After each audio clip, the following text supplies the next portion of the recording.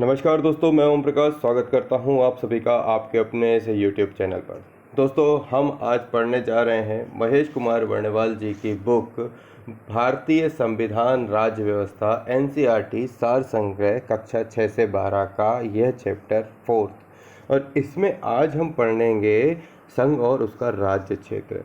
देखिए, union and it's territory में बहुत ही इम्पोर्टेंट सेक्शन में हम आज बहुत कुछ जानने वाले हैं, जैसे कि सन 1950 के बाद निर्मित नए राज्य कौन से थे, राज्यों का विशेष दर्जा जिसे दिया गया वो कौन थे, केंद्र शासित प्रदेशों का गठन कैसे हुआ, राज्य पुनर्गठन से संबंधित आयोग एवं समितियां कौन कौन सी हैं, क्षेत्रीय परिषद यानी कि रीजनल काउंसिल कौन से हैं और पूर्वोत्तर परिषद कौन से हैं। तो इन पांचों ये जो 5-6 पॉइंट्स हैं, इन 5-6 पॉइंट्स पर इस सब्जेक्ट पर इस अध्याय में हम पढ़ेंगे। तो चलिए शुरू करते हैं, संघ और उसका राज्य क्षेत्र। शुरू करने से पहले आप सभी से निवेदन है कि मैं अलग अलग बुक्स को आप सभी के सामने लेकर आता हूं, तो आप सभी लोग हमारे चैनल को सब्सक्राइब करिए। फिलहाल मैं महेश कुमार वर्णवाल की भारतीय संविधान और मध्य प्रदेश संपूर्ण ज्ञान में मुकेश माहेश्वरी की बुक को रीड कर रहा हूं और इनमें बुकों में जो भी बेहतर है और जो भी नोट्स लायक है वो मैं आप तक पहुंचा रहा हूं। मैं मेरे तजुर्बे से जितनी चीज़ें जानता हूं, उन सभी चीज़ों से आप सभी की मदद जितनी कर सकता हूं उनको लेकर आता रहूंगा। इसके लिए आप हमारे चैनल को सब्सक्राइब करिए और चैनल को शेयर ज़रूर करिएगा, क्योंकि ये अच्छी बुक्स उन सभी एस्पिरेंट्स के लिए है जो तैयारी कर रहे हैं और आगे बढ़ना चाहते हैं। तो चलिए भगवान से दुआ करते हैं कि सभी सुरक्षित हैं और सभी लोग बढ़िया से पढ़ रहे हैं, अपने चैप्टर को करते हैं। संविधान के भाग 1 यानी कि अनुच्छेद 1 से 4 तक भारत संघ और उसका क्षेत्र संबंधित प्रावधान किए गए हैं। अनुच्छेद 1(1) के अनुसार भारत अर्थात इंडिया राज्यों का संघ होगा। ये ऐसा अनुच्छेद 1 में लिखा है क्या कि भारतीय संविधान के भाग 1 के अनुच्छेद 1 से 4 में भारत संघ और उसके राज्य क्षेत्र संबंधित हैं। जैसे हमारा जो संविधान है उसके जो नंबर ऑफ भाग हैं, उन भाग के अंदर उनकी कंडिकाएं हैं और उन कंडिकाओं को अनुच्छेद कहते हैं। और इन अनुच्छेद में पहला पॉइंट है 1(1) जिसे कहेंगे, पहले का पहला पॉइंट है कि भारत जो है इंडिया राज्यों का संघ होगा, यानी कि वो भारत राज्यों का यूनियन होगा। इसके बाद यद्यपि संविधान की संरचना संघात्मक है, किंतु प्रारूप समिति ने संघ यानी कि यूनियन शब्द का प्रयोग करने के पीछे दो स्पष्ट कारण बताए हैं। पहली बात कि भारत विभिन्न राज्यों के मध्य किसी अनुबंध यानी कॉन्ट्रैक्ट का परिणाम नहीं है। मतलब कोई भी जैसे मतलब कॉन्ट्रैक्ट होता है, इसमें ये कहता है कि एक आदमी दूसरे आदमी से कुछ किसी कारण मतलब बातों पर शर्तों पर ये चीज़ करता है, तो इसलिए ये चीज़ लिखी गई है कि इसमें संघ शब्द का प्रयोग करने के पीछे दो बातें रखी गई हैं। पहली बात तो ये है कि भारत विभिन्न राज्यों के मध्य किसी अनुबंध का परिणाम नहीं है कि भारत जो है वो किसी अनुबंध के अनुसार बना दिया गया, नहीं।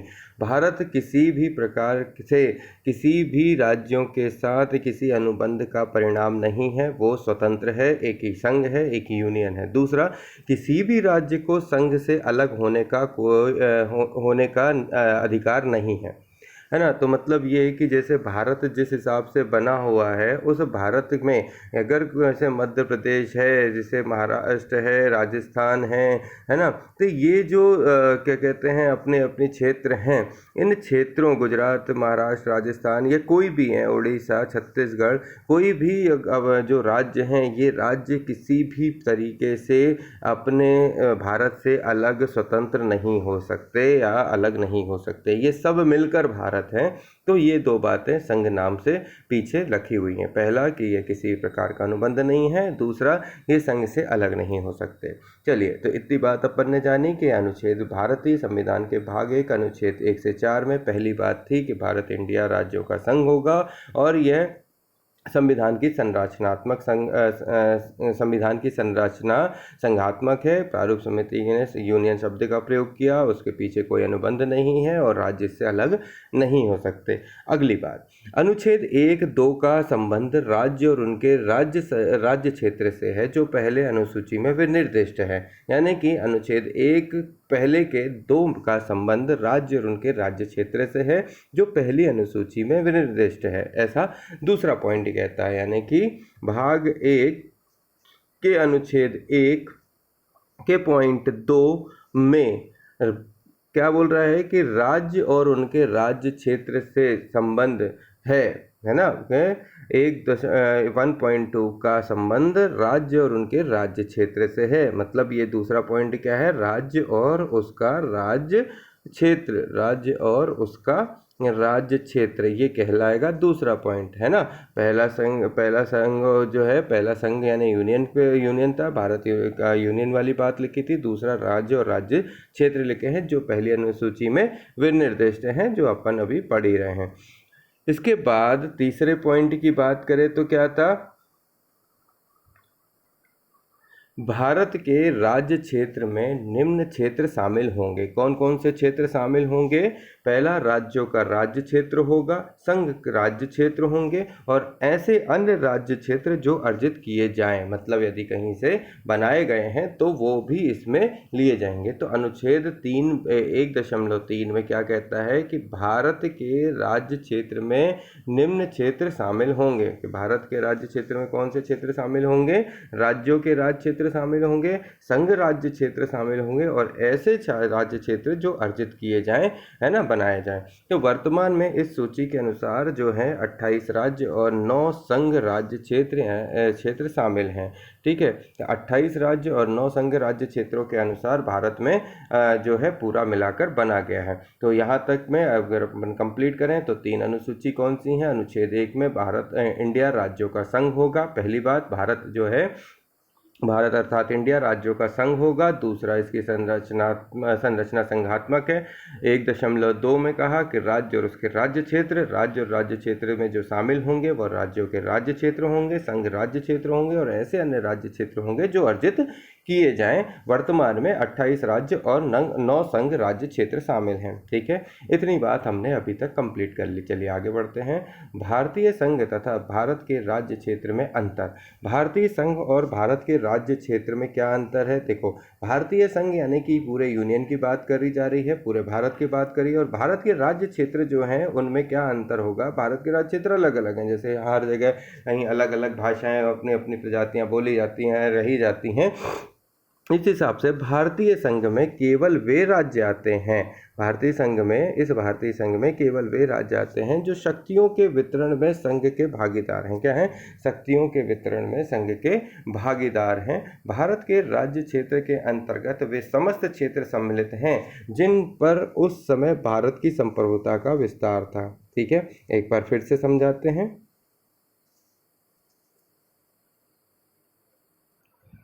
तो इस हिसाब से भारतीय संघ तथा भारत के राज्य क्षेत्र में क्या अंतर कहलाएगा कि भारतीय संघ, है ना, भारतीय संघ और भारत के राज्य क्षेत्र की अगर बात करें तो भारतीय संघ में केवल वे राज्य आएंगे जो शक्तियों के वितरण में संघ के भागीदार हैं। क्या होंगे, जो शक्तियों के वितरण में संघ के भागीदार हैं।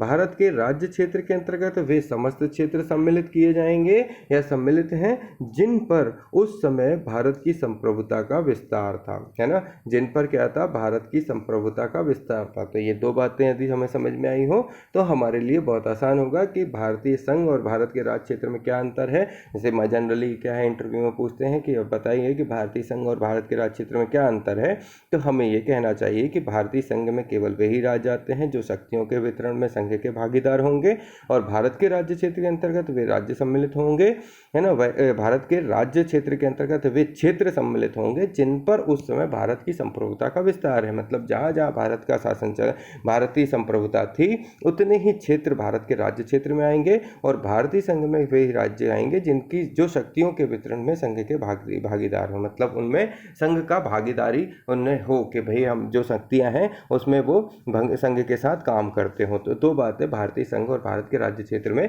आती हैं। तो यहाँ तक कंप्लीट करने में हमने क्या लिया, है ना, इसको कंप्लीट करते हैं, फिर इसको सेग्रीगेट करते हैं। यहाँ तक हो गया। अब आगे बढ़ते हैं कि संघ राज्य क्षेत्र पर प्रशासन के लिए नियम विनिमय राष्ट्रपति बनाते हैं। तो देखो, अब ये जो बात है, देखो, सबसे हर चीज़ के एक ऊपर, फिर उसके नीचे, फिर उसके और नीचे, फिर और नीचे, ऐसी चीज़ें हम पढ़ते आ रहे हैं। हर चीज़ क्या होती है, एक सिस्टम के अनुरूप चलती है।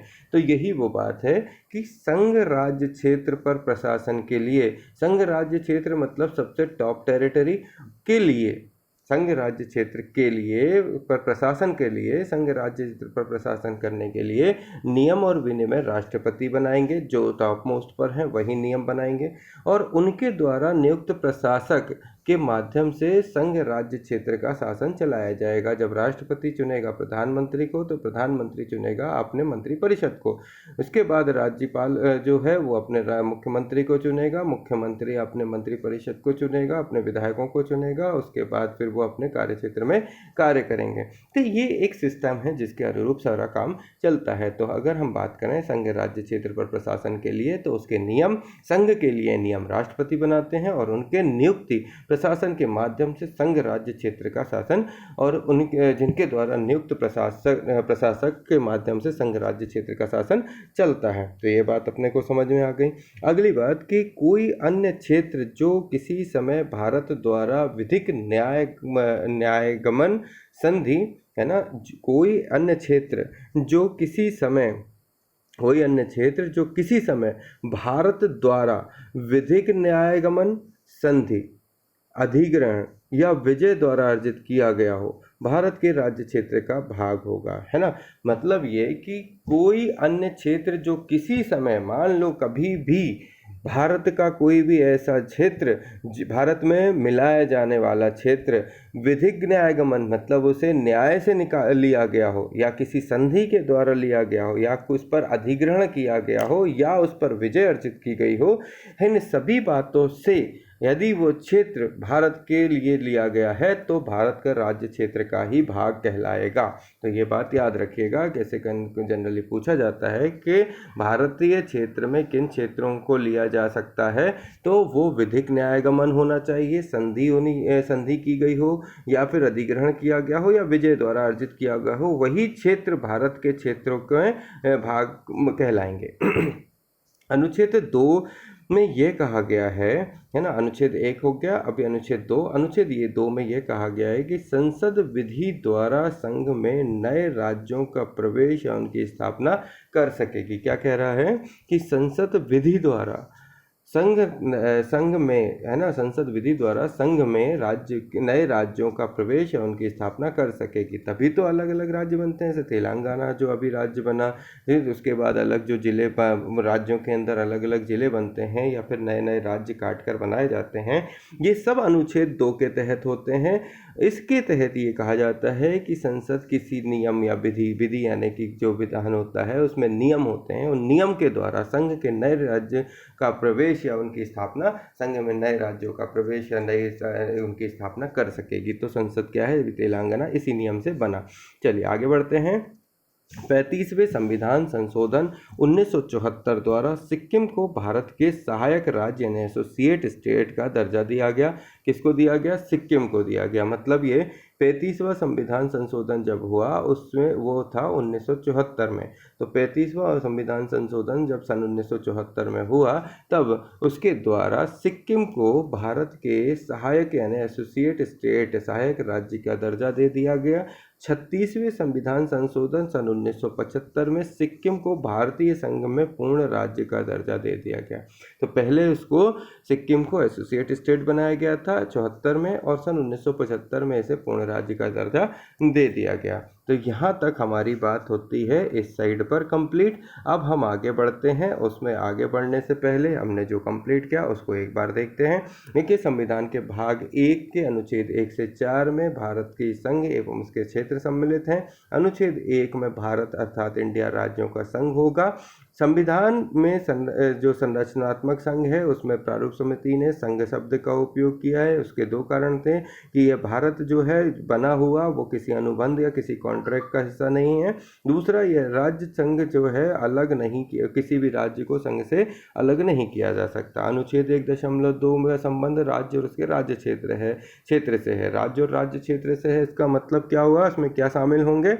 अनुच्छेद 1.3 भारत के राज्य क्षेत्र में निम्न क्षेत्र शामिल होंगे, यानी भारत के राज्यों के राज्य क्षेत्र, संघ का राज्य क्षेत्र और अन्य राज्य क्षेत्र जो अर्जित किए गए हों। वर्तमान में 28 राज्य और 9 संघ राज्य क्षेत्र हैं। भारतीय संविधान तथा भारतीय संघ के क्षेत्र में भारतीय संघ और भारतीय राज्य क्षेत्र में क्या अंतर है? तो भारतीय संघ केवल वे राज्य कहलाएंगे जो शक्तियों के वितरण में संघ के भागीदार हों। दूसरी बात, राज्य क्षेत्र के अंतर्गत भारत के राज्य क्षेत्र के अंतर्गत वे क्षेत्र सम्मिलित होंगे जिन पर भारत की संप्रभुता का विस्तार हो। तो संघ की शक्तियों का वितरण, संघ के शक्तियों जो संघ की शक्तियों के वितरण में भागीदार होंगे वो भारतीय संघ के क्षेत्र होंगे, और जो भारत के राज्य क्षेत्र होंगे उन पर क्या है, भारत की संप्रभुता का विस्तार होगा। तो ये बात इधर पे इंपॉर्टेंट थी जो हमने ली। दूसरी बात ये थी कि संघ और राज्य क्षेत्र के लिए नियम और विनिमय जो है संघ के लिए नियम राष्ट्रपति बनाएगा और उनके द्वारा ही प्रशासन जो है चलाया जाएगा उस क्षेत्र पे। उसके बाद कई अन्य क्षेत्र जो कि भारत द्वारा विधिक न्यायगमन, संधि, अधिगमन या विजय से द्वारा अर्जित किए गए हों तो भारत के राज्य क्षेत्र होंगे। इसके बाद अनुच्छेद 2 कहता है कि संसद विधि द्वारा किसी भी किसी भी नए राज्य का प्रवेश या उसकी स्थापना कर सकेगा। 35वें संविधान संशोधन 1974 में सिक्किम को एसोसिएट यानी सहायक राज्य का दर्जा दिया। 36वें संविधान संशोधन 1975 में सिक्किम को पूर्ण राज्य का दर्जा दिया गया। यहाँ तक हमारी बात हो गई पूरी। अब आगे बढ़ते हैं। अनुच्छेद 3 पढ़ने से पहले जो ऊपर लिखा है इसको एक बार देख लेते हैं वरना ये छूट जाएगा। देखो, देशी रियासतों का एकीकरण। स्वतंत्रता प्राप्ति के पूर्व भारतीय राज्य क्षेत्र 2 वर्गों में विभक्त था। क्या कह रहा है कि जब भारत की स्वतंत्रता भारत को प्राप्त हुई उससे पहले भारतीय राज्य क्षेत्र 2 हिस्सों में बटा था। यानी आज़ादी से पहले, स्वतंत्रता प्राप्ति के पूर्व यानी आज़ादी के पहले भारतीय राज्य क्षेत्र यानी भारत का क्षेत्र राज्य 2 भागों में बटा था। पहला ब्रिटिश भारत और दूसरा देशी रियासत। ये सभी जानते हैं कि आज़ादी से पहले भारत को 2 भागों में बांटा था। एक ब्रिटिशर्स के हाथ में था, दूसरा देशी रियासतों के हाथ में था। तो भारत में ब्रिटिश और देशी रियासतों के बीच में 2 भागों में राज्य क्षेत्र बटा हुआ था। ब्रिटिश भाग में 9 प्रांत थे, है ना। ब्रिटिश भाग में 9 प्रांत थे, जबकि देशी रियासतों की संख्या लगभग 600 थी। तो ये 600 थी और ये 9 प्रांत आते थे, जिनमें से, है ना, 600 रियासतों में से 542 को छोड़कर शेष पाकिस्तान में शामिल हो गई, है ना। 600 में से 542 को छोड़कर बाकी सब पाकिस्तान में शामिल हो गए। 542 रियासतों में से 3 रियासतों जूनागढ़, हैदराबाद तथा जम्मू कश्मीर को भारत में विलय करने में अनेक समस्याओं का सामना करना पड़ा। तो 3 रियासतों को, जैसे जूनागढ़, हैदराबाद और जम्मू कश्मीर को भारत में विलय करने में भारत को अनेक समस्याओं का सामना करना पड़ा। जूनागढ़ रियासत का जनमत संग्रह के आधार पर भारत में मिलाया गया। जूनागढ़ जा से शुरू होता है और यही जनमत संग्रह से भारत में मिलाया गया। एक बात याद रखने की है कि जूनागढ़ को जनमत संग्रह से भारत में मिलाया गया था। दूसरा, हैदराबाद रियासत को सैन्य कार्यवाही के द्वारा मिलाया गया था। मतलब हैदराबाद को सैन्य कार्रवाई के द्वारा मिलाया गया था। और जम्मू कश्मीर रियासत के शासक ने पाकिस्तानी कबायलियों को आक्रमण के कारण भारत के साथ विलय पत्र पर हस्ताक्षर करके कश्मीर को भारत में सम्मिलित कर दिया था। ठीक है, क्या कह रहा है कि पहला जूनागढ़ तो जनमत संग्रह से मिल गया, हैदराबाद पर सैन्य कार्रवाई की तो वो मिल गया। जम्मू कश्मीर रियासत के शासक ने पाकिस्तान कबायलियों के आक्रमण के कारण भारत के साथ विलय पत्र पर हस्ताक्षर किया कि जब जम्मू कश्मीर पर के शासक पर, जो जम्मू कश्मीर पर शासन कर रहे थे, उन पर पाकिस्तानी कबायलियों ने आक्रमण कर दिया। जम्मू कश्मीर के रियासत के शासक पर पाकिस्तानियों के कबायलियों ने आक्रमण किया, उसके कारण भारत के साथ उसने विलय पत्र पर हस्ताक्षर करके कश्मीर को भारत के में सम्मिलित कर दिया। देशी रियासतों का भारत में विलय तत्कालीन गृह मंत्री वल्लभ भाई पटेल की दूरदर्शिता नीति और साहसिक कूटनीति प्रयासों का परिणाम था। स्वतंत्रता प्राप्ति के पश्चात ब्रिटिश प्रांतों एवं देशी रियासतों को एकीकृत करके भारत में राज्यों को 4 श्रेणियों का, ख, ग और घ में बांटा गया और ये सभी संख्या में 29 हैं। तो इस प्रकार स्वतंत्रता प्राप्ति के पश्चात ब्रिटिश प्रांतों और देशी रियासतों को एकीकृत करके भारत में राज्यों को 4 श्रेणियों में बांटा, क, ख, ग, घ, और ये सभी संख्या जो है अब 29 राज्यों में बन गई है। अब आते हैं अनुच्छेद 3। अनुच्छेद 3 के अधीन संसद को किसी राज्य में से उसका राज्य क्षेत्र अलग करके अथवा दो या दो से अधिक राज्यों को या राज्यों के भागों को मिलाकर अथवा किसी राज्य क्षेत्र को किसी अन्य राज्य के भाग के साथ मिलाकर नए राज्य का निर्माण करने की शक्ति प्रदान करता है। तो क्या कहने का मतलब है, संसद जो है नए राज्य कब बना सकता है, जब वह किसी जो अनुच्छेद 3 के अधीन संसद को किसी राज्य में से उसका राज्य क्षेत्र अलग करके, है ना, मतलब जैसे कोई राज्य है, इस राज्य में से अलग राज्य क्षेत्र अलग करके या दो या दो से अधिक राज्यों को के भागों को मिलाकर, दो राज्य हैं उन दो को मिलाकर एक करके, या किसी राज्य क्षेत्र को किसी अन्य राज्य के भागों के साथ मिलाकर, है ना, किसी राज्य क्षेत्र के हिस्से को किसी अन्य राज्य क्षेत्र के हिस्सों को मिलाकर नए राज्य का निर्माण कर सकती है। तो इन तीनों के एग्जाम्पल अब देता हूँ। देखो, भारत में संसद अनुच्छेद 3 के अधीन संसद को किसी राज्य में से उसका राज्य क्षेत्र अलग करके नया राज्य बना सकता है। तो देखो, मध्य प्रदेश से जो छत्तीसगढ़ बना वो एक राज्य से दूसरे राज्य के क्षेत्र को अलग करके बना। 1 नवंबर 2000 को इन दोनों को अलग कर दिया गया। तो ये छत्तीसगढ़ जो है मध्य प्रदेश से 1 नवंबर 2000 को अलग हो गया। किस कारण? अनुच्छेद 3 के कारण। उसमें संघ को किसी भी राज्य से अलग करके नया राज्य बना सकती है संसद।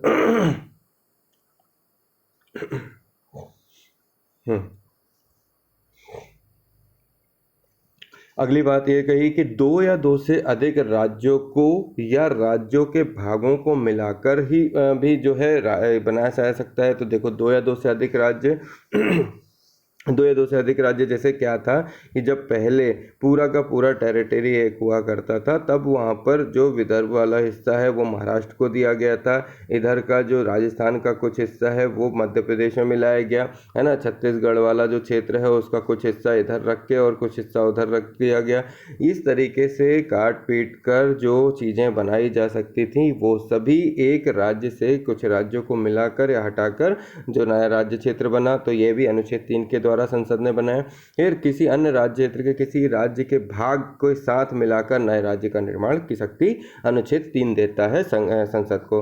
आगे क्या कहता है, संसद विधि द्वारा संसद जो है विधि द्वारा किसी राज्य का क्षेत्र घटा या बढ़ा सकती है। मतलब यह है कि संसद अपने विधि के द्वारा, विधि मतलब क्या होता है, संविधान के विधि का मतलब होता है न्यायपूर्ण कानून, न्यायपूर्ण कानून के द्वारा, संविधान विधि के द्वारा किसी राज्य का क्षेत्र घटा या बढ़ा सकती है। वो चाहे तो उस राज्य क्षेत्र का जो क्षेत्र है वो घटा दे, या वो चाहे उसे लग रहा है या उसके पास कोई आता है कानून तो उसके हिसाब से, है ना, वो घटा या बढ़ा सकती है, तथा किसी अन्य राज्यों की सीमाओं में या उनके नामों में परिवर्तन कर सकती है। जैसे राज्य की सीमाओं को बदल सकती है या उसके नाम में परिवर्तन कर सकती है, यह अनुच्छेद 3 कहता है। अनुच्छेद 3 के अंतर्गत राज्यों को उनके राज्य क्षेत्रों में होने वाले परिवर्तन के संबंध में अपनी राय देने का अधिकार प्राप्त होता है। फिर तीसरी बात क्या है, यह अनुच्छेद 3 के अंतर्गत राज्यों को उनके राज्य क्षेत्र में होने वाले परिवर्तन के संबंध में अपनी राय देने का अधिकार है। अभी राज्य चाहता है कि संसद ने हमारे राज्य में परिवर्तन किया है और वह सही नहीं है, तो वह अपनी राय दे सकता है कि ऐसा आप मत करिए या ऐसा इस तरीके से कर दीजिए। तो वो अपनी राय दे सकता है, लेकिन अधिकार तब भी संसद के ही पास होगा, है ना। सिर्फ राज्य अपने तरफ से सिर्फ अपनी राय दे सकता है। राज्यों का नाम, उनकी सीमा, उनके क्षेत्र आदि में परिवर्तन हेतु राष्ट्रपति की सिफारिश से पूर्व संसद के किसी भी सदन में कोई विधेयक पेश नहीं किया जा सकता। मतलब राज्यों का कोई नाम बदलना है, उसकी सीमा या उसके क्षेत्र में यदि कोई परिवर्तन करना है तो भारत के राष्ट्रपति की सिफारिश के पहले भारत की राष्ट्रपति की सिफारिश से पहले संसद के किसी भी सदन में कोई विधेयक पेश नहीं किया जा सकता। मतलब वो पहले राष्ट्रपति की सिफारिश होनी चाहिए कि ठीक है भाई अपन इसको ऐसा कर सकते हैं। तो भारत के राष्ट्रपति की सिफारिश के पूर्व संसद में ऐसा कोई विधेयक पास नहीं किया जा सकता। यदि विधेयक का प्रस्ताव किसी भी राज्य के क्षेत्र, उसकी सीमाओं या उसके नाम को प्रभावित करता है तो वह विधेयक राष्ट्रपति द्वारा संबंधित राज्य के विधानमंडल के पास राय जानने के लिए भेजा जाता है।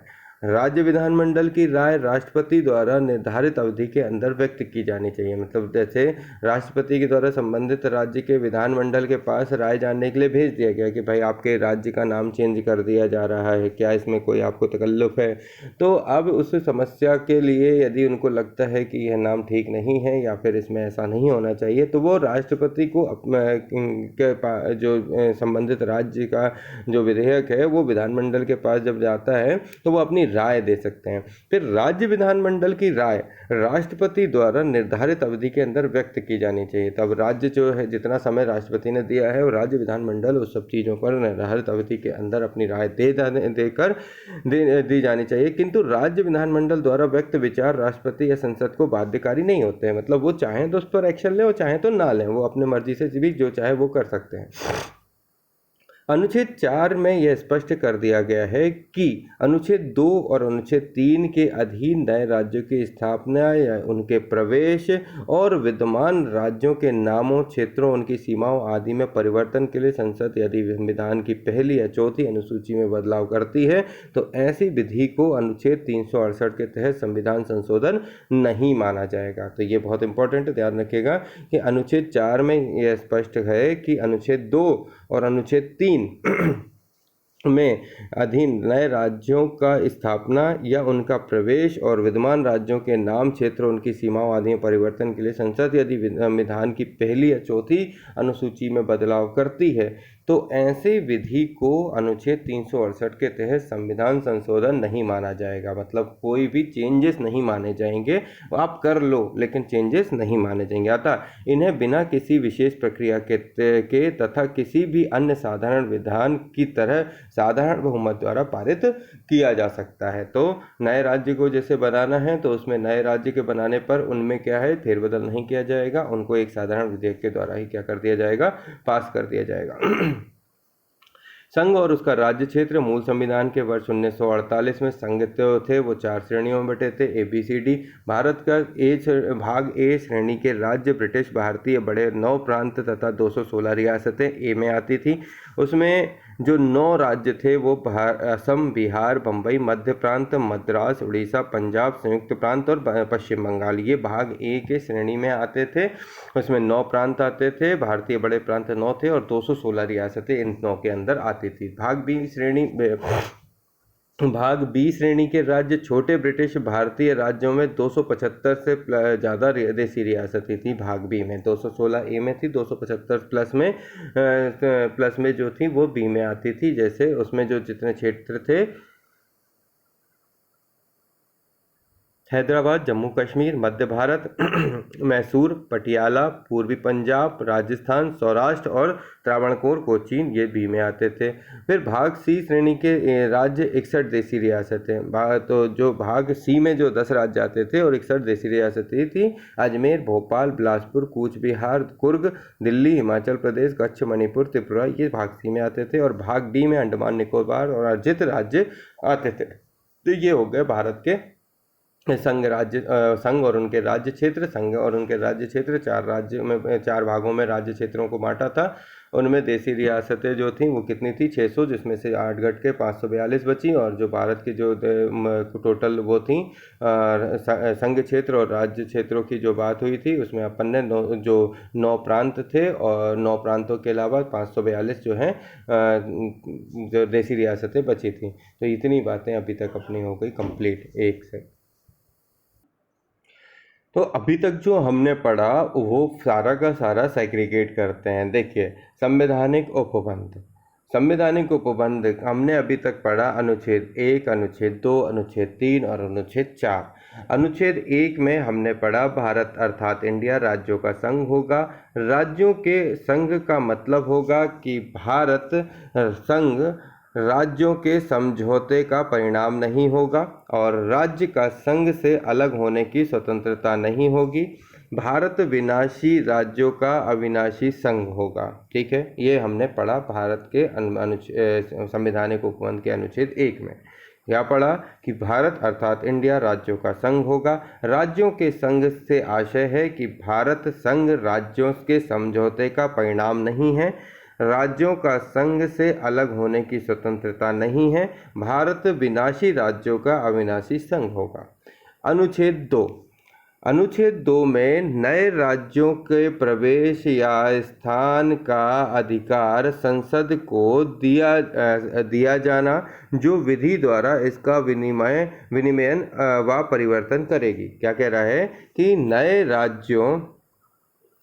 राज्यों के प्रवेश या स्थापना का अधिकार, मतलब कोई नया राज्य भारत में प्रवेश करे या उसकी स्थापना हो, उसका अधिकार संसद को दिया जाना, जो विधि द्वारा इसका विनिमय परिवर्तन करेगी। मतलब संसद जो है वही नए राज्यों का निर्माण, उसमें परिवर्तन, उसकी सीमा, उसमें सारी चीज़ों में परिवर्तन कर सकेगी। अनुच्छेद 3 में पढ़ा कि संसद द्वारा नए राज्यों का निर्माण पुराने राज्यों का नाम, क्षेत्र, आकार और सीमा में परिवर्तन करेगी। उसकी प्रक्रिया क्या होगी? प्रक्रिया है कि उस विधेयक को पेश करने के लिए राष्ट्रपति की अनुशंसा की आवश्यकता होगी। राष्ट्रपति उस विधेयक को संबंधित राज्य की राय जानने के लिए प्रेषित करेगा और इसके लिए एक निश्चित समय सीमा का निर्धारण करेगा।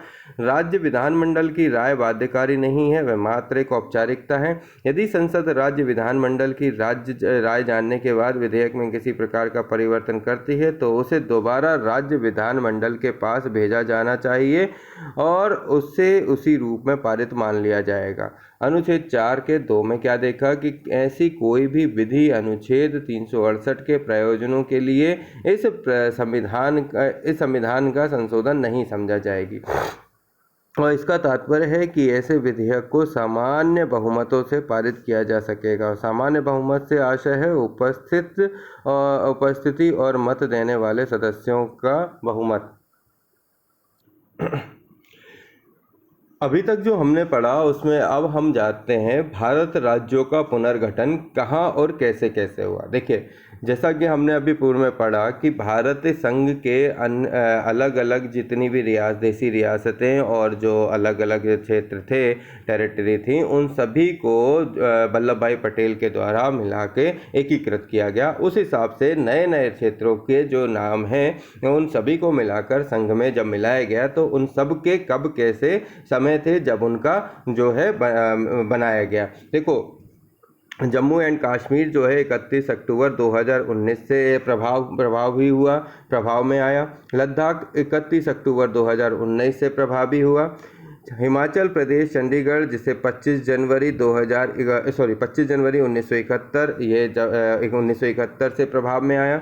1 नवंबर 1966 ये सभी के स्थापना दिवस हैं ना, तो 1 नवंबर 1966 को पंजाब, चंडीगढ़ और हरियाणा ये तीनों को प्रभाव में आए, है ना। भारत संघ के ये राज्य हैं जो चंडीगढ़, पंजाब, हरियाणा 1 नवंबर 1966 का स्थापना दिवस है। उत्तराखंड 9 नवंबर 2000 को स्थापित हुआ। दिल्ली जो कि यूनियन टेरिटरी है 1956 में बनी और एनसीटी जो है 1992 में कहलाई।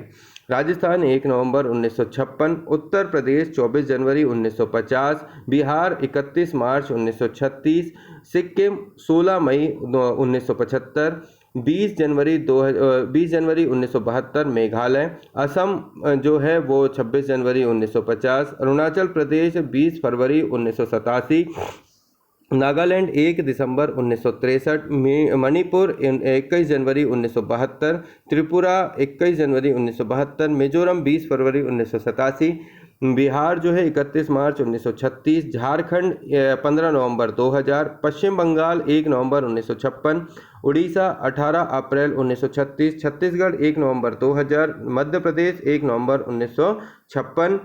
मध्य प्रदेश छत्तीसगढ़ से जब अलग हुआ वो 1 नवंबर 2000 को हुआ। महाराष्ट्र 1 मई 1960, तेलंगाना 2 जून 2014, आंध्र प्रदेश 1 अक्टूबर 1953, पांडुचेरी 1 नवंबर 1954, तमिलनाडु 26 जनवरी 1950, केरल 1 नवंबर 1956, कर्नाटक 1 नवंबर 1956, गोवा 30 मई 1987, दादर व नगर हवेली 11 अगस्त 1961, दमन व दीव 30 मई 1987, गुजरात 1 मई 1960। इसके अलावा अंडमान निकोबार 1 नवंबर 1956, लक्षद्वीप 1956 में ये सभी स्थापित हुए। आगे बढ़ते हैं, इस पे देखते हैं। बेरुबारी संघ के मामले में सर्वोच्च न्यायालय ने विचार व्यक्त किया कि संविधान संशोधन के पश्चात ही कोई राज्य क्षेत्र किसी अन्य राष्ट्र को सौंपा जा सकता है। यानी कि जो बेरुबारी संघ था उसके मामले में सर्वोच्च न्यायालय ने विचार व्यक्त किया कि संविधान संशोधन के पश्चात ही कोई राज्य क्षेत्र किसी अन्य राष्ट्र को सौंपा जा सकता है, कि जब संविधान में संशोधन होगा तब ही कोई राज्य क्षेत्र किसी अन्य राष्ट्र को सौंपा जा सकेगा। नौवें संविधान संशोधन में नौवें संविधान संशोधन 1960 के द्वारा बेरुबारी राज्य क्षेत्र पाकिस्तान को सौंप दिया गया और 100वें संविधान संशोधन 2015 के द्वारा कुछ भारतीय क्षेत्र बांग्लादेश को सौंप दिए गए। तो नौवें संविधान संशोधन 1960 में बेरुबारी राज्य पाकिस्तान को दे दिया गया और 100वें संविधान संशोधन 2015 के द्वारा कुछ क्षेत्र बांग्लादेश को सौंप दिए गए।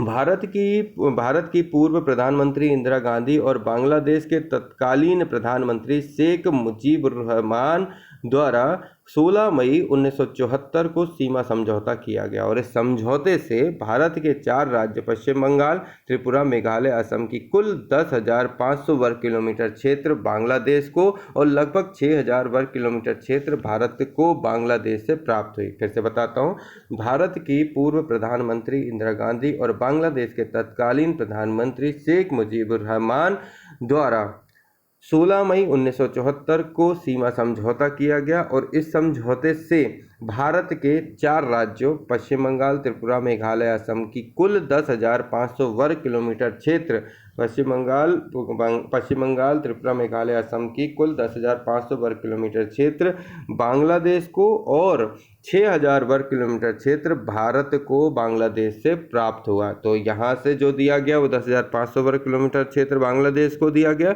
और लगभग 6,000 वर्ग किलोमीटर का क्षेत्र भारत को बांग्लादेश से प्राप्त हुआ। ये हुआ भारत के तत्कालीन प्रधानमंत्रियों के बीच 16 मई 1974 को सीमा समझौता। ठीक है, तो ये 16 मई 1974 का सीमा समझौता था। अब आगे बढ़ते हैं। सन 1950 के बाद नवनिर्मित राज्य आंध्र प्रदेश मद्रास राज्य के कुछ क्षेत्रों को अलग कर आंध्र प्रदेश राज्य अधिनियम 1953 द्वारा निर्मित हुआ। कैसे? आंध्र प्रदेश मद्रास राज्य के कुछ क्षेत्रों को अलग कर आंध्र प्रदेश राज्य अधिनियम 1953 के द्वारा निर्मित किया गया। आंध्र प्रदेश मद्रास राज्य के कुछ क्षेत्रों को अलग करके आंध्र प्रदेश राज्य अधिनियम 1953 द्वारा निर्मित हुआ। तो इतनी बात यदि मैंने 3 बार कहकर समझाई तो बस इसको याद रखिएगा कि आंध्र प्रदेश जो है मद्रास से जो है अलग हुआ 1953 में। राज्य पुनर्गठन अधिनियम 1956 के द्वारा हैदराबाद राज्य के तेलुगु भाषी क्षेत्रों को आंध्र राज्य में मिलाकर एक बृहद प्रदेश राज्य की स्थापना की गई। ठीक है, तो आगे बढ़ते हैं। गुजरात व महाराष्ट्र मुंबई पुनर्गठन अधिनियम 1960 के द्वारा बम्बई राज्य को 2 राज्यों महाराष्ट्र व गुजरात में बांट दिया गया। पहले जो मुंबई वाला क्षेत्र और गुजरात वाला क्षेत्र था वो बम्बई के नाम से जो है पुनर्गठित था। मतलब बम्बई पुनर्गठन अधिनियम 1960 के द्वारा, बम्बई का पुनर्गठन अधिनियम कब था? 1960 के द्वारा जो है 1960 में इनको अलग अलग किया गया। तो इसलिए बम्बई अधिनियम 1960 में बम्बई को 2 भागों में बांटा, महाराष्ट्र और 2 भागों में बांटा, एक महाराष्ट्र और दूसरा गुजरात। केरल राज्य पुनर्गठन अधिनियम 1956 के द्वारा इसे निर्मित किया गया और इसको त्रावणकोर और कोचीन क्षेत्र सम्मिलित किया और इसमें क्या है, केरल में त्रावणकोर और कोचीन मिला दिया। कर्नाटक राज्य पुनर्गठन अधिनियम 1956 के द्वारा मैसूर रियासत से बनाया गया और वर्ष 1973 में कर्नाटक का नाम से पुनः नामकरण किया गया। ठीक है, तो पहले ये मैसूर था और बाद में इसका जो 1973 में नामकरण करके कर्नाटक कर दिया गया। नागालैंड राज्य अधिनियम 1962 के द्वारा असम राज्य से अलग करके बनाया गया। हरियाणा पंजाब पुनर्गठन अधिनियम 1966 द्वारा पंजाब राज्य से अलग करके एक नया राज्य हरियाणा बनाया गया और यह भारतीय संघ का 17वां राज्य बना। हिमाचल प्रदेश राज्य अधिनियम 1970 द्वारा हिमाचल प्रदेश को केंद्र शासित राज्य की सूची में से निकालकर राज्य का दर्जा दिया गया और यह भारतीय संघ का 18वां राज्य बना। मणिपुर व त्रिपुरा उत्तर पूर्वी क्षेत्र पुनर्गठन अधिनियम 1971 के द्वारा इन दोनों ही केंद्र शासित प्रदेशों मणिपुर 19वां और त्रिपुरा 20वां को राज्य का दर्जा दिया गया। मेघालय को 22वें संविधान संशोधन 1969 द्वारा पहले असम राज्य के अंदर ही उपराज्य के रूप में बनाया गया और वर्ष 1971 में उत्तर पूर्वी क्षेत्र पुनर्गठन अधिनियम 1971 द्वारा इसे एक पूर्ण राज्य का दर्जा दिया गया।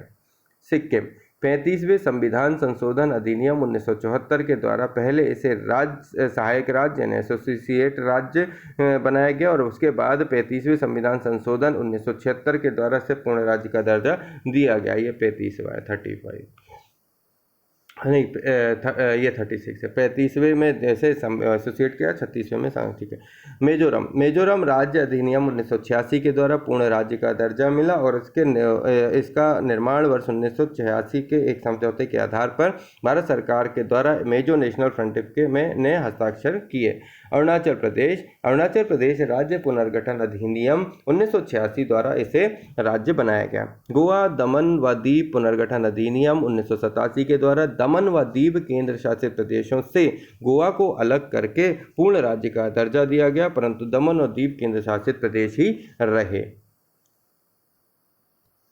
छत्तीसगढ़ 1 नवंबर 2000 को संविधान संशोधन अधिनियम 2000 के द्वारा मध्य प्रदेश को विभाजित करके अलग छत्तीसगढ़ राज्य बनाया गया और यह भारत का 26वां राज्य बना। उत्तरांचल 9 नवंबर 2000 को भारतीय संविधान अधिनियम 2000 द्वारा उत्तर प्रदेश को विभाजित करके उत्तरांचल बनाया गया, जो 27वां राज्य बना और वर्तमान समय में इसका नाम उत्तराखंड है। झारखंड 15 नवंबर 2000 को संविधान संशोधन अधिनियम 2000 के द्वारा बिहार से विभाजित करके एक नया राज्य झारखंड बनाया गया। तेलंगाना आंध्र प्रदेश पुनर्गठन अधिनियम 2014 के द्वारा 2 जून को आंध्र प्रदेश के विभाजन स्वरूप तेलंगाना भारत के 29वें राज्य के रूप में अस्तित्व में आया। आगे बढ़ते हैं। राज्यों को विशेष दर्जा। संविधान के गरीब तथा पिछड़े राज्यों को विकास के समान अवसर प्रदान करने के लिए विशेष राज्य का दर्जा दिए जाने का प्रावधान किया गया।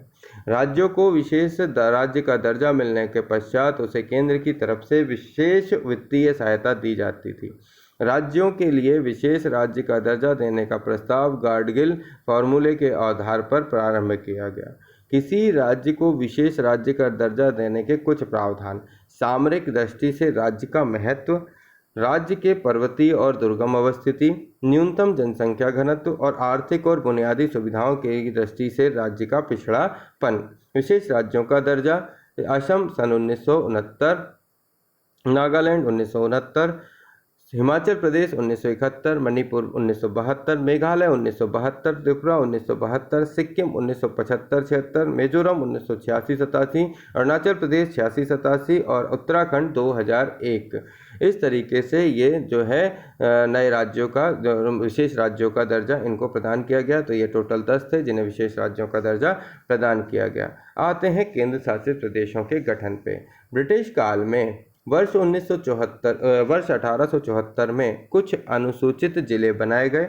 बाद में इन्हें मुख्य आयुक्त के क्षेत्र के नाम से भी जाना जाने लगा। स्वतंत्रता के बाद भाग ग और घ मतलब सी और डी राज्यों की श्रेणी में रखा गया। ठीक है। ब्रिटिश काल में सन 1874 में कुछ अनुसूचित जिले बनाए गए और बाद में इन्हें मुक्त आयुक्त के क्षेत्र के नाम से जाना जाता था। स्वतंत्रता के बाद इनको सी और डी भाग सी और भाग डी राज्यों की श्रेणी में रखा गया। वर्ष 1956 में 7वें संविधान संशोधन अधिनियम व राज्य पुनर्गठन अधिनियम के तहत इन्हें केंद्र शासित प्रदेशों के रूप में पुनर्गठित किया गया। बाद में कुछ केंद्र शासित प्रदेशों को पूर्ण राज्य का दर्जा मिल गया। हिमाचल प्रदेश, मणिपुर, त्रिपुरा, मिजोरम, अरुणाचल प्रदेश व गोवा प्रारंभ में केंद्र शासित प्रदेश थे, लेकिन अब ये भी पूर्ण राज्य हैं। दूसरी ओर पुर्तगालियों से वापस लिए गए क्षेत्र गोवा, दमन दीव और दादर और नगर हवेली तथा फ्रांसीसियों से वापस लिए गए क्षेत्र पांडिचेरी केंद्र शासित प्रदेश बनाए गए। भारत के 9 केंद्र शासित प्रदेश दिल्ली, लक्षद्वीप, दादर नगर हवेली, दमन व दीव, पांडिचेरी, चंडीगढ़, अंडमान निकोबार द्वीप समूह, जम्मू कश्मीर और लद्दाख। याद रखिएगा 9 केंद्र शासित प्रदेश कौन कौन से थे? दिल्ली, लक्षद्वीप, दमन द्वीप, दादर नगर हवेली, पुडुचेरी, चंडीगढ़, अंडमान निकोबार, जम्मू कश्मीर और लद्दाख। वर्ष 1973 और लक्षद्वीप को लाकाद्वीप, मिनिकॉय और अमीनी द्वीप के नाम से जाना जाता है। वर्ष 1992 से दिल्ली को राष्ट्रीय राजधानी क्षेत्र दिल्ली के रूप में जाना जाने लगा और वर्ष 2006 तक वर्ष 1992 से दिल्ली को राष्ट्रीय राजधानी क्षेत्र दिल्ली के रूप में जाना जाने लगा और वर्ष 2006 तक पांडुचेरी को पांडुचेरी के नाम से जाना जाने लगा। केंद्र शासित प्रदेशों के गठन के कारण। नंबर 1, राजनीतिक व प्रशासनिक कारण, दिल्ली एवं चंडीगढ़। सांस्कृतिक भिन्नताएं, पांडुचेरी, दादर और नगर हवेली। सामरिक महत्व, अंडमान और निकोबार द्वीप समूह और लक्षद्वीप। पिछड़े एवं अनुसूचित जनजाति के लिए विशेष व्यवहार व देखभाल, मिजोरम, मणिपुर, त्रिपुरा, अरुणाचल प्रदेश। ये बाद में पूर्ण राज्य बन गए। अब आते हैं राज्य पुनर्गठन से संबंधित आयोग एवं समितियां। सबसे पहले आते हैं धर कमीशन। स्वतंत्रता प्राप्ति के साथ ही भाषाई आधार पर राज्य के पुनर्गठन की मांग को ध्यान में रखते हुए संविधान सभा के अध्यक्ष डॉक्टर राजेंद्र प्रसाद ने 27 नवंबर 1947 को न्यायमूर्ति एस के धर की अध्यक्षता में भाषाई प्रांत आयोग यानी कि इसका गठन किया गया है ना।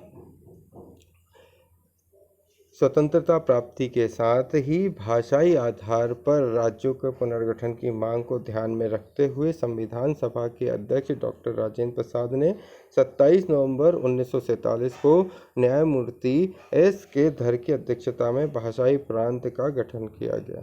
ठीक है, तो 27 नवंबर 1947 को भाषाई प्रांत का गठन हो गया। आगे बढ़ते हैं।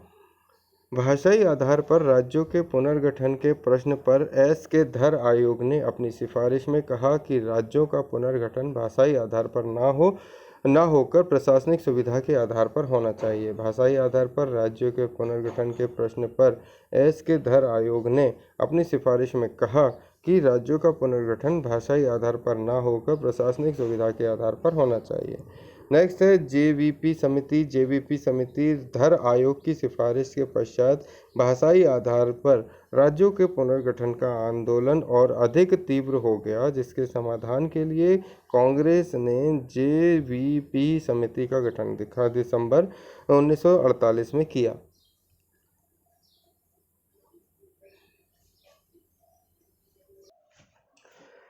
इसमें जवाहरलाल नेहरू, वल्लभ भाई पटेल और पट्टाभी सीतारमैया थे और इस समिति ने अपनी सिफारिश जो है जेवी समिति जो ने अपनी सिफारिश 1949 में सरकार के समक्ष पेश करी और इसमें क्या है, जवाहरलाल नेहरू, वल्लभ भाई पटेल, पट्टाभी सीतारमैया सम्मिलित थे और इस समिति ने अपनी सिफारिश में भाषाई आधार पर राज्यों के पुनर्गठन को तत्काल समय में अव्यवहारिक बताया। भाषाई राज्य जो है पुनर्गठन आंदोलन के समय दौरान ही 56 दिनों की भूख हड़ताल के बाद पोट्टी श्री रामुलु है ना का निधन हो गया।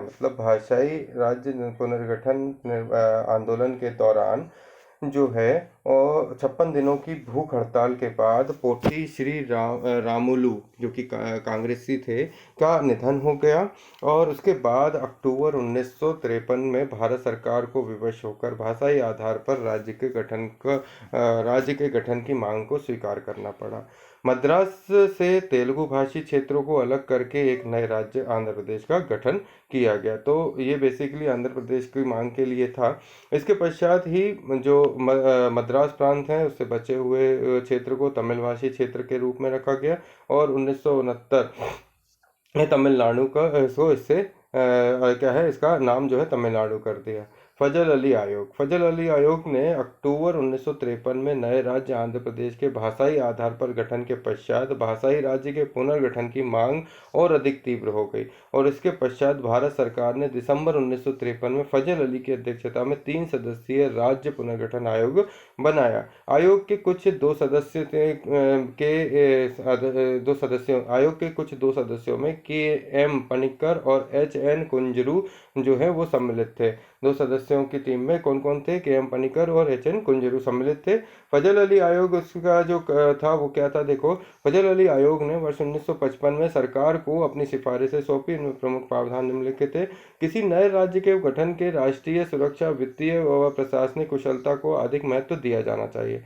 भाषाई आधार पर प्रांतों का पुनर्गठन तार्किक रूप में व्यावहारिक नहीं है। भाषाई आधार पर प्रांतों का पुनर्गठन तार्किक रूप में व्यावहारिक नहीं है। सामान्यतः ऐसा कोई राज्य बनाना असंभव है जो पूर्णतः एक भाषी हो। भाषाई व सांस्कृतिक एकरूपता। राज्यों का वर्गीकरण भाग का खा गा घा आदि में करना अनावश्यक है।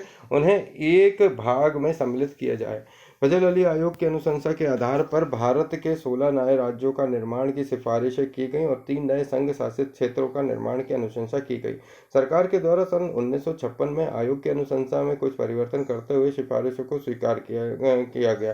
परिणाम स्वरूप 1 नवंबर 1956 को 14 नए राज्य, 6 नए संघ शासित क्षेत्रों का निर्माण किया गया। 14 नए राज्य बनाए गए, वो थे क्या? असम, बिहार, बम्बई, जम्मू कश्मीर, पंजाब, उत्तर प्रदेश, मध्य प्रदेश, केरल, मद्रास, मैसूर, उड़ीसा, पश्चिम बंगाल, राजस्थान और आंध्र प्रदेश। केंद्र शासित प्रदेश जिसमें थे दिल्ली, हिमाचल प्रदेश, मणिपुर, त्रिपुरा, अंडमान निकोबार द्वीप समूह, लक्षद्वीप, लक्षद्वीप, निकाय और अमीनी द्वीप समूह सम्मिलित थे। आंध्र प्रदेश राज्य पुनर्गठन अधिनियम 2014 सामान्यतः तेलंगाना विधेयक के नाम से विदित। इस विधेयक के माध्यम से आंध्र प्रदेश को 2 भागों में आंध्र प्रदेश और तेलंगाना विभाजित किया। फलस्वरूप तेलंगाना राज्य जो है वो 2 जून 2014 को अस्तित्व में आया। आंध्र प्रदेश राज्य अधिनियम 1953 द्वारा भारत में भाषा के आधार पर प्रथम राज्य का निर्माण किया गया। आंध्र प्रदेश जिसमें मद्रास राज्य के तेलुगु भाषी क्षेत्र सम्मिलित किए गए। कुर्नूल आंध्र प्रदेश राज्य की राजधानी थी, जबकि गुंटूर के राज्य का उच्च न्यायालय स्थापित था। राज्य पुनर्गठन अधिनियम 1956 के द्वारा हैदराबाद राज्य के तेलुगु भाषी क्षेत्रों का आंध्र प्रदेश राज्यों में मिलाकर वह बृहद आंध्र प्रदेश राज्य की स्थापना की गई और राज्य की राजधानी हैदराबाद स्थानांतरित की गई। पुनः आंध्र प्रदेश पुनर्गठन अधिनियम 2014 में आंध्र प्रदेश को अलग करके आंध्र प्रदेश व तेलंगाना में विभाजित किया गया। 10 वर्षों के लिए हैदराबाद को दोनों राज्यों की संयुक्त राजधानी बनाया गया और इस अवधि में आंध्र प्रदेश अपनी अलग राजधानी बना लेगा। ऐसी अवधि में आंध्र प्रदेश जो है वो अपनी राजधानी बना लेगा और इस प्रकार आंध्र प्रदेश उच्च न्यायालय का नाम बदलकर हैदराबाद उच्च न्यायालय कर दिया गया। 1 जनवरी 2019 से आंध्र प्रदेश की नई राजधानी अमरावती में आंध्र प्रदेश उच्च न्यायालय का संचालन प्रारंभ हो गया। 1 जनवरी 2019 से आंध्र प्रदेश की नई राजधानी अमरावती में, ठीक है, आंध्र प्रदेश की नई राजधानी क्या हो गई? आंध्र की राजधानी अमरावती हो गई और उसमें आंध्र प्रदेश उच्च न्यायालय संचालन आरंभ हो गया। विभिन्न राज्यों की राजधानियों और उनके नाम में परिवर्तन। सन 1991 केरल की राजधानी त्रिवेंद्रम, वर्तमान में तिरुवनंतपुरम। 1996 में तमिलनाडु की राजधानी मद्रास, वर्तमान में चेन्नई। 1996 में महाराष्ट्र की राजधानी बम्बई, वर्तमान में मुंबई। 2001 में पश्चिम बंगाल की राजधानी कलकत्ता, वर्तमान में कोलकाता। 2006 में कर्नाटक की राजधानी बेंगलोर, वर्तमान में बेंगलुरु। संघ और इसके राज्य क्षेत्र में इससे संबंधित अनुच्छेद और विषय वस्तु। देखिए, संघ पहला अनुच्छेद नंबर 1 विषय वस्तु थी संघ और उसका राज्य क्षेत्र। 2 नए राज्यों का नामांकन और स्थापना। 2A सिक्किम संघ के साथ संबद्ध निरस्त।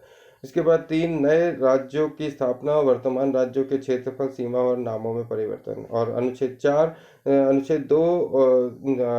2 एवं 3 के अंतर्गत बनाए गए कानून जिनके द्वारा पहली और चौथी अनुसूची के पूरक अनुषंगागिक अनुवर्तित मामलों के संशोधन किया जा सके। जम्मू कश्मीर राज्य पुनर्गठन अधिनियम 2019। 5 अगस्त 2019 को संसद ने अनुच्छेद 370 के संबंध में राष्ट्रपति के आदेशों और सरकार के संकल्प और जम्मू कश्मीर पुनर्गठन विधेयक को पारित करके जम्मू कश्मीर राज्य को 2 केंद्र शासित प्रदेशों में विभाजित कर दिया और इस विधेयक पर 9 अगस्त 2019 को राष्ट्रपति द्वारा स्वीकृति प्रदान की गई। परंतु यह अधिनियम सरदार पटेल के जन्म दिवस 31 अक्टूबर 2019 को राष्ट्रीय एकता दिवस के रूप में प्रभावी होगा।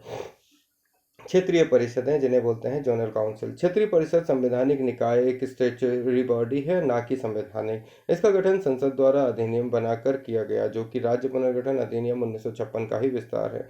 इसके अनुसार देश को 5 क्षेत्रों में विभाजित किया: मध्य, उत्तर, पूर्वी, पश्चिमी या दक्षिणी, तथा प्रत्येक क्षेत्र के लिए एक क्षेत्रीय परिषद का गठन किया गया।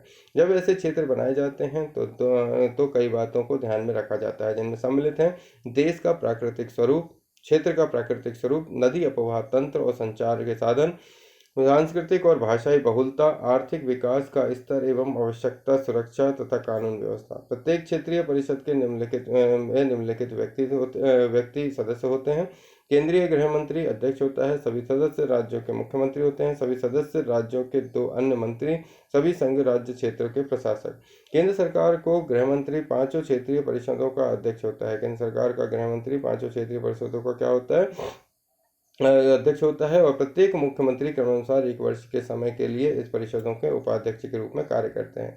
निम्न व्यक्ति क्षेत्रीय परिषद में सलाहकार बैठक में बिना मताधिकार के रूप में संबंधित हो सकते हैं, जैसे नीति आयोग द्वारा मनोनीत व्यक्ति, क्षेत्र में स्थित प्रत्येक राज्य सरकार के मुख्य सचिव, क्षेत्र के प्रत्येक राज्य के विकास आयुक्त। क्षेत्रीय परिषद का उद्देश्य राज्यों, केंद्र शासित प्रदेशों को तथा केंद्र के बीच सहभागिता तथा समन्वय को बढ़ावा देना।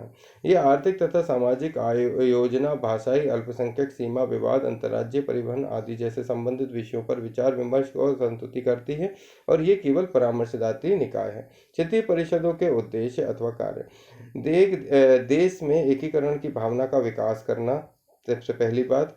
दूसरा है तीव्र राज्य भावना, क्षेत्रवाद, भाषाई अतिवाद आदि विघटनकारी प्रवृत्तियों को रोकने में सहायता करना।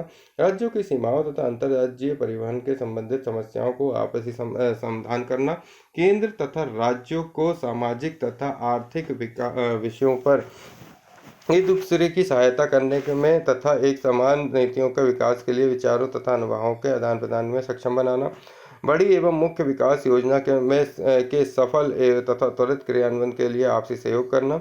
देश के अलग अलग क्षेत्रों के मध्य आर्थिक सामाजिक विकास में संतुलन सुनिश्चित करना। पूर्वोत्तर परिषद, नॉर्थ ईस्टर्न काउंसिल। क्षेत्रीय परिषदों के अतिरिक्त एक पूर्वोत्तर परिषद का गठन एक अलग संसदीय अधिनियम, पूर्वोत्तर परिषद अधिनियम 1971 के द्वारा किया गया, जिसका मुख्यालय शिलांग में था। प्रारंभ में इस परिषद में 7 सदस्य असम, मणिपुर, मिजोरम, अरुणाचल प्रदेश, नागालैंड, मेघालय और त्रिपुरा थे। वर्ष 2002 में ये परिषद में संशोधन पर सिक्किम को 8वें सदस्य के रूप में सम्मिलित किया गया। वर्तमान में इस परिषद में उपयुक्त 8 राज्यों के राज्यपाल एवं मुख्यमंत्री तथा राष्ट्रपति द्वारा मनोनीत एक अध्यक्ष तथा 3 अन्य सदस्य सम्मिलित होते हैं। पूर्वोत्तर परिषद का पुनर्गठन: केंद्रीय मंत्रिमंडल ने पूर्वोत्तर परिषद के पुनर्गठन को स्वीकृति दे दी और नई व्यवस्था के अंतर्गत पूर्वोत्तर परिषद के अध्यक्ष केंद्रीय गृह मंत्री होंगे और पूर्वोत्तर क्षेत्र विकास राज्य मंत्री उपाध्यक्ष होंगे तथा पूर्वोत्तर राज्यों के राज्यपाल और मुख्यमंत्री उसके सदस्य होंगे। पूर्वोत्तर परिषद समय समय पर विभिन्न परियोजनाओं एवं योजनाओं के कार्यान्वयन की समीक्षा करेगी और इनके संबंध में राज्यों के मध्य समन्वय के लिए प्रभावी उपायों की अनुशंसा करेगी। इस परिषद को केंद्र सरकार द्वारा दी गई शक्तियां प्राप्त होंगी तथा परिषद सिक्किम के मामले में विशेष परियोजनाएं और योजनाएं बनाएंगी। क्षेत्रीय परिषद परिषद का नाम, मुख्यालय और शामिल राज्य एवं संघ राज्य क्षेत्र। उत्तरी क्षेत्रीय परिषद, जिसका मुख्यालय नई दिल्ली है, उसमें शामिल नए राज्य संघ क्षेत्र कौन कौन से हैं? जम्मू कश्मीर, हिमाचल प्रदेश, हरियाणा, पंजाब, राजस्थान, दिल्ली तथा चंडीगढ़। केंद्रीय क्षेत्रीय परिषद, इसका मुख्यालय इलाहाबाद है और उत्तर प्रदेश, उत्तराखंड, मध्य प्रदेश और छत्तीसगढ़ इसका जो है शामिल राज्य क्षेत्र हैं। पूर्वीय क्षेत्रीय परिषद, इसका मुख्यालय कोलकाता है। बिहार, झारखंड, पश्चिम बंगाल, उड़ीसा, सिक्किम आते हैं। पश्चिमी क्षेत्रीय परिषद, जो कि मुख्यालय मुंबई है। गुजरात, महाराष्ट्र, गोवा, दादर नगर हवेली तथा दमनवती। दक्षिण क्षेत्रीय परिषद, इसका मुख्यालय चेन्नई है। आंध्र प्रदेश, कर्नाटक, तमिलनाडु, केरल, पांडुचेरी, तेलंगाना जो है इसमें आते हैं। भारत के 28 राज्य व 9 केंद्र शासित प्रदेशों की अगर बात करें तो राज्य राजस्थान, उसकी राजधानी जयपुर, उसकी भाषा हिंदी, जिलों की संख्या 33, क्षेत्रफल है 3,42,239 और कुल क्षेत्रफल का परसेंट है 10.41। मध्य प्रदेश, जो की राजधानी भोपाल है, इसकी भाषा हिंदी है, जिलों की संख्या 52, क्षेत्रफल की बात करें तो 3,08,245 है, कुल क्षेत्रफल की बात करें तो 9.37% है। महाराष्ट्र, मुंबई उसकी राजधानी है, मराठी भाषा बोली जाती है, जिलों की संख्या 36, क्षेत्रफल है 3,07,713 वर्ग किलोमीटर और 9.36% जो है इसका कुल क्षेत्रफल है। उत्तर प्रदेश, इसकी राजधानी लखनऊ है, भाषा हिंदी और उर्दू बोली जाती है, कुल जिले 75 हैं और 2,36,286 इसका कुल क्षेत्रफल है और 7.17% जो है कुल क्षेत्रफल जो है भारत के क्षेत्रफल का है। गुजरात जो है, गांधीनगर इसकी राजधानी है, गुजराती भाषा बोली जाती है, 33 जिले आते हैं, 1,96,024 वर्ग किलोमीटर का क्षेत्र है और कुल लगभग भारत के क्षेत्रफल का 5.96% है।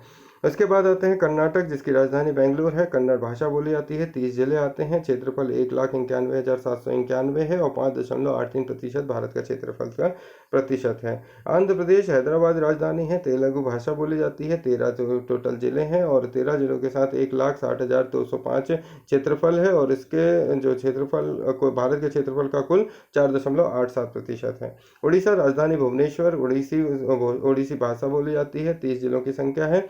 1,55,707 क्षेत्रफल है और कुल क्षेत्रफल का 4.73% आता है। छत्तीसगढ़ जिसकी राजधानी रायपुर है और भाषा हिंदी बोली जाती है। 27 जिले आते हैं। 1,35,191 वर्ग किलोमीटर क्षेत्र है और 4.11% भारत का कुल क्षेत्रफल का हिस्सा है। तमिलनाडु, जिसकी राजधानी चेन्नई है, तमिल भाषा बोली जाती है। 33 जिले आते हैं। 1,30,058 किलोमीटर क्षेत्र है, वर्ग किलोमीटर क्षेत्र है। 3.91% जो है इसका भारत में क्षेत्रफल का प्रतिशत है। बिहार, इसकी राजधानी पटना, भाषा हिंदी बोली जाती है। जिलों की संख्या 38 है। 163 वर्ग किलोमीटर का क्षेत्र है बिहार का और इसमें 2.86% जो है कुल क्षेत्रफल है भारत का। पश्चिम बंगाल, राजधानी कोलकाता, भाषा बांग्ला बोली जाती है। 23 जिले आते हैं। 88,752 जो है इसका वर्ग किलोमीटर क्षेत्र है और 2.69% भारत के क्षेत्रफल का है। इसके बाद आते हैं अरुणाचल प्रदेश। अरुणाचल प्रदेश की राजधानी ईटानगर है। भाषा अंग्रेजी बोली जाती है और 25 जो है इसके जिले हैं। उसमें 88,743 कुल क्षेत्रफल है और 2.54% जो है कुल क्षेत्रफल का है। इसके बाद आते हैं झारखंड, जिसकी जो है रांची इसकी राजधानी है। हिंदी भाषा बोली जाती है। 24 जिले हैं। इसमें 79,714 वर्ग किलोमीटर का क्षेत्र है और 2.42% कुल क्षेत्रफल का प्रतिशत है। असम, जिसकी राजधानी दिसपुर है। असमिया भाषा बोली जाती है। 33 जिले हैं और 78,438 वर्ग किलोमीटर का क्षेत्र है। 2.38% जो है कुल क्षेत्रफल जो है भारत का क्षेत्रफल का कुल हिस्सा है। इसके बाद आते हैं हिमाचल प्रदेश, इसकी राजधानी शिमला, धर्मशाला बोलते हैं। हिंदी भाषा बोली जाती है। 12 जिले आते हैं और 55,677 वर्ग किलोमीटर का क्षेत्र है और 1.69% का जो कुल क्षेत्रफल है। उत्तराखंड, जिसकी राजधानी देहरादून है। हिंदी और संस्कृत भाषा बोली जाती है। तो 13 जिले हैं और 55,483 वर्ग किलोमीटर क्षेत्र है। 1.62% इसका कुल भारत का क्षेत्रफल का प्रतिशत है। पंजाब, चंडीगढ़ इसकी राजधानी है। पंजाबी भाषा बोली जाती है। 22 जिले आते हैं। 50,362 वर्ग किलोमीटर का क्षेत्र है और 1.53% कुल क्षेत्रफल है। हरियाणा, चंडीगढ़ है इसकी राजधानी। हिंदी भाषा बोली जाती है। 22 जिले आते हैं। 44,212 जिले हैं। 12 वर्ग किलोमीटर क्षेत्र है और 1.34% जो है इनका क्षेत्रफल है। इसके बाद आते हैं केरल की राजधानी तिरुवनंतपुरम, भाषा मलयालम बोली जाती है। 14 जिले आते हैं। 38,863 वर्ग किलोमीटर का क्षेत्र है। 1.18% जो इसका जो है कुल क्षेत्रफल है। भारत के क्षेत्रफल का 1.18% है। मेघालय, इसकी राजधानी शिलांग है। भाषा गारो बोली जाती है। 11 जिले हैं टोटल इधर इनके और 22,429 वर्ग किलोमीटर का क्षेत्र है। 0.68% कुल क्षेत्रफल जो है इनका भारत के क्षेत्रफल का है। इसके बाद आते हैं मणिपुर, इम्फाल राजधानी है। मणिपुरी भाषा बोली जाती है। 16 जिले आते हैं।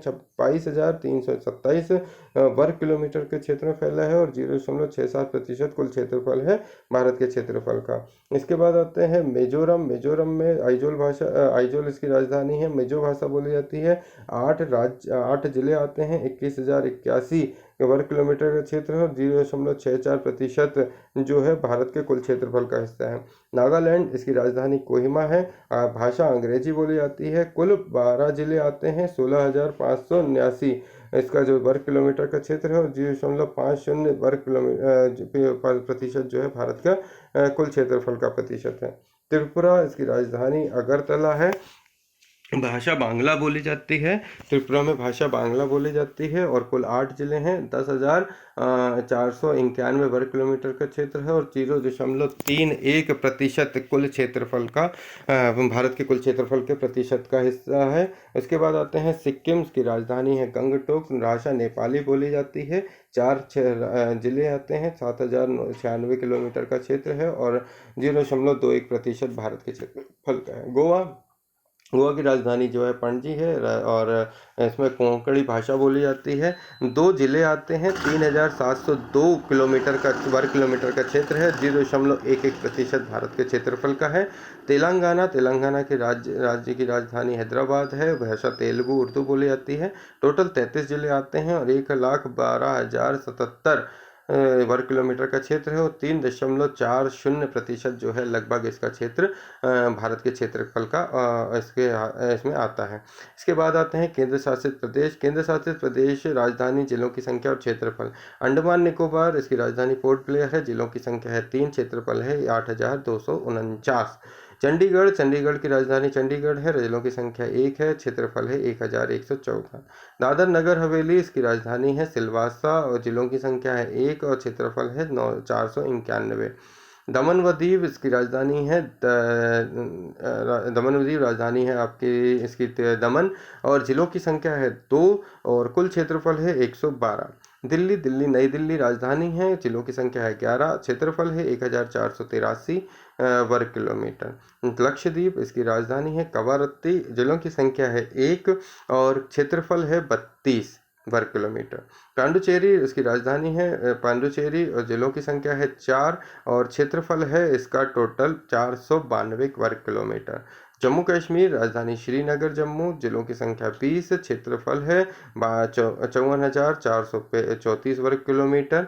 लद्दाख, जिसकी राजधानी इसमें नहीं लिखी है। जिलों की संख्या है 2, क्षेत्रफल वर्ग किलोमीटर में है 86,904 किलोमीटर। तो कुल मिलाकर जिलों की संख्या हो गई 718। तो यहाँ पर आकर हमने हमारे इस चैप्टर को कंप्लीट किया। दोस्तों, ये जो क्षेत्रफल के ये जो टोटल संघ और संघ के राज्य क्षेत्र वाला चैप्टर था, ये बहुत ही इंपॉर्टेंट था।